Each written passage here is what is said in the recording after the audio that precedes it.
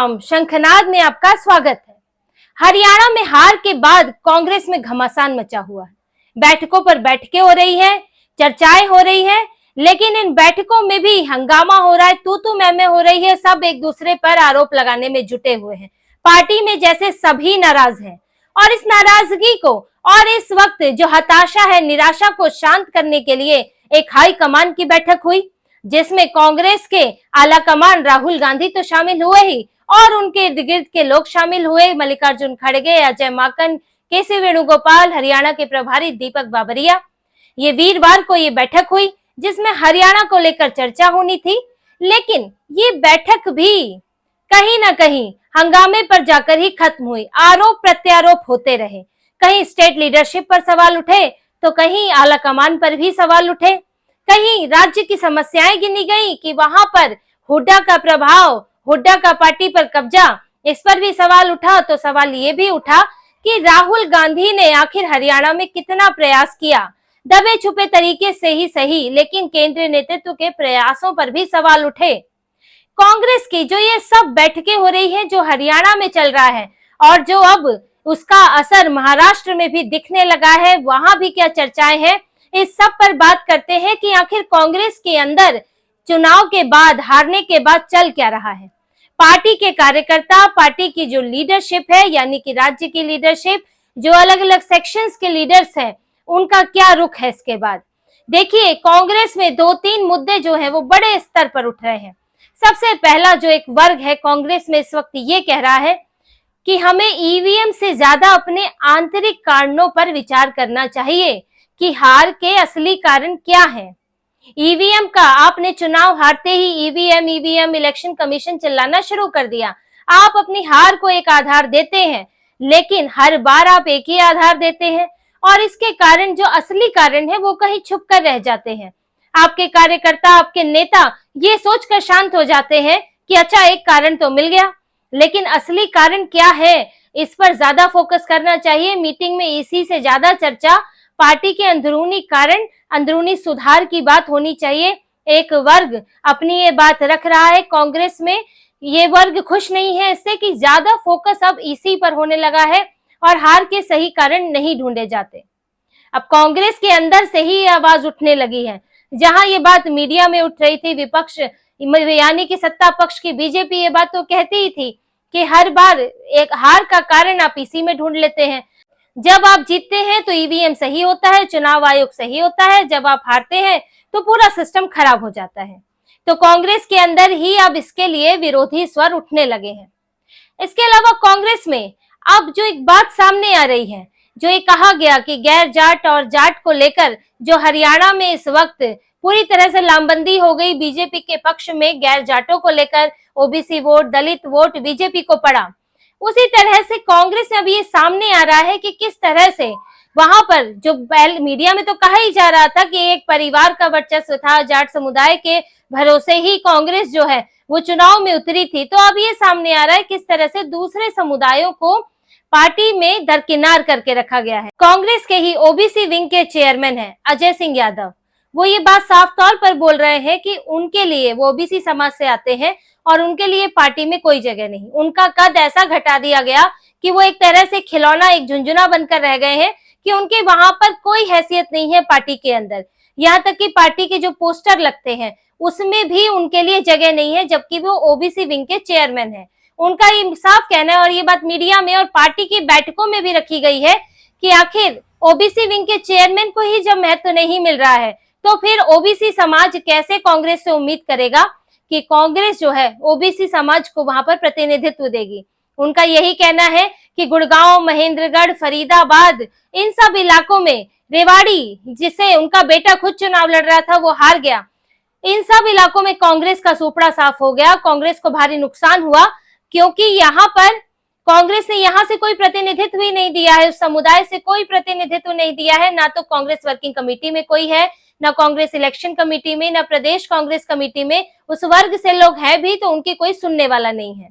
और देखिए, राहुल गांधी भले ही जाति जनगणना की बात कर ले, ओबीसी की बात कर ले, लेकिन पार्टी के अंदर जब आप महत्व नहीं दोगे तो वो बातें खोखली नजर आती हैं। आप बाहर हिंदुओं को बांटने के लिए तो जाति जनगणना की बात करते हैं और बार बार जाति का मसला उठाकर उसमें उनके अधिकारों की बात करेंगे, जितनी आबादी उतने हक की बात करेंगे।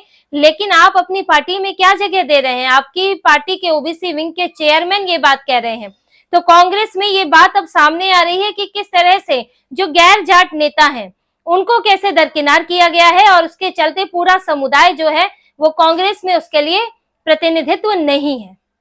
इसके अलावा कांग्रेस में जो तीसरी बात निकल कर आ रही है, जिस पर ये शिकायत है कि हुड्डा ने, जो भूपेंद्र हुड्डा, दीपेंद्र हुड्डा, इन्होंने बागियों को शांत करने की कोशिश नहीं की, खासतौर से उन सीटों पर जिस पर कुमारी शैलजा के खेमे के उम्मीदवार थे। जैसे असंध की सीट थी जहां पर उम्मीदवार शमशेर सिंह गोगी थे, इसके अलावा अंबाला कैंट की सीट परविंदर सिंह परी यहां से उम्मीदवार थे। तो इन सीटों पर बागी खड़े हुए। चित्रा सरवारा जो कि अंबाला कैंट की सीट से, तो उसकी बहुत चर्चा हुई क्योंकि वहां से अनिल विज जीते, हालांकि वो 6 बार पहले जीत चुके हैं। चित्रा सरवारा ने दूसरे नंबर पर रही, कांग्रेस की ही नेता थी, लेकिन बागी होकर निर्दलीय खड़ी हुई। अब आरोप ये लग रहे हैं कि हुड्डा ने इन सीटों पर मनाने की कोशिश नहीं की, जबकि दूसरी सीटों पर जो उनके अपने खेमे की सीट थी वहां पर बागियों को शांत कराया गया, और इसके चलते ये सीटें, शैलजा के खेमे वाली सीटें जो है वो हार गए। साथ ही ये भी आरोप है कि हुड्डा ने ये माहौल बनाकर रखा कि हुड्डा शैलजा के उम्मीदवारों को समर्थन नहीं दे रहे हैं। जिस तरह से पार्टी में तो झगड़ा चल ही रहा था, शैलजा जो है वो हुड्डा के उम्मीदवारों को समर्थन नहीं दे रही थी और हुड्डा शैलजा के उम्मीदवारों को समर्थन नहीं दे रहे थे। तो अब ये झगड़ा जो है और खुलकर सामने आने लगा है कि कैसे आपस में कांग्रेस को जिताने की बजाय सब आपस में जीतने में लगे हुए थे, एक दूसरे को हराने में लगे थे, जिसके चलते पूरी कांग्रेस हार गई। और अब ये बातें खुलकर सामने आ रही हैं, और साथ ही सवाल उठ रहा है राहुल गांधी पर भी, और ये सवाल उठा रहे हैं हुड्डा खेमे के लोग, क्योंकि देखिए चुनाव के बाद भूपेंद्र हुड्डा ही निशाने पर हैं, और वो होना भी उसमें लाजमी है क्योंकि उनके 72 उम्मीदवार उनकी पसंद के थे। पार्टी पर लगभग उनका ही कब्जा था। हरियाणा में जो हो रहा था, हरियाणा में टिकट बंटवारा रणनीति सब हुड्डा परिवार के अनुसार ही हो रहा था। दीपेंद्र हुड्डा और भूपेंद्र हुड्डा दोनों ही उसमें आगे थे और पूरा आला कमान लगभग उन पर ही निर्भर था।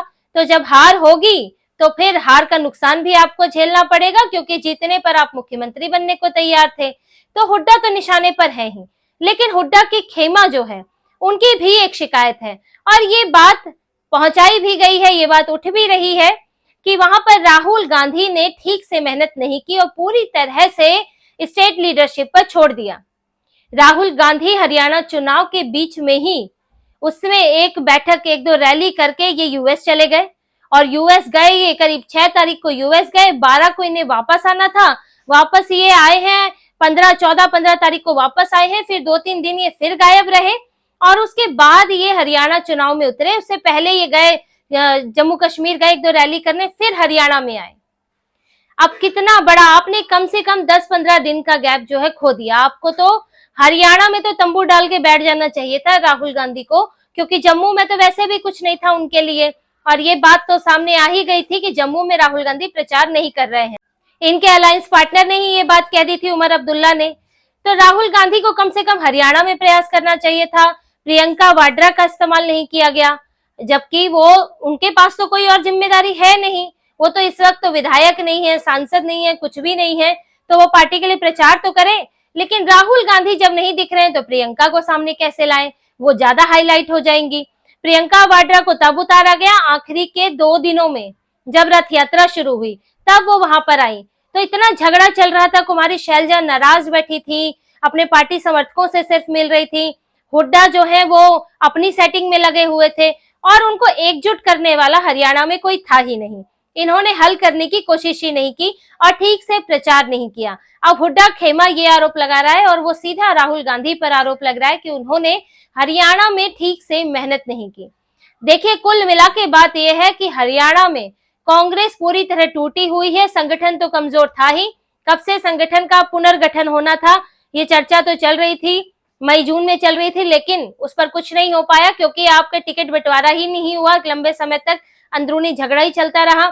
तो कांग्रेस में संगठन भी ठीक से नहीं बना हुआ है। हरियाणा में कई स्तर पर जो पद हैं वो खाली पड़े हुए हैं। कोई वहां पे झगड़ा ही यही हो जाता है, जब भी संगठन बनने लगता है तो झगड़ा हो जाता है, किसके खेमे के लोग आएंगे, शैलजा आएंगे, सुरजेवाला आएंगे, या फिर वो हुड्डा के खेमे से आएंगे। ये जो चुनाव से पहले से माहौल बनाया गया, बड़ी बड़ी बातें की गई कि कांग्रेस की ही हवा है, 60 से ऊपर सीटें आएंगी। अब ये पता चल गया कि ये दावे कितने खोखले थे और अंदर से कांग्रेस कितनी कमजोर थी और अंदरूनी टूट फूट, आंतरिक कलह के कारण ही कांग्रेस को इतना बड़ा नुकसान झेलना पड़ा, क्योंकि वहां पर अपनी रणनीति वो ठीक से तैयार नहीं कर पाई।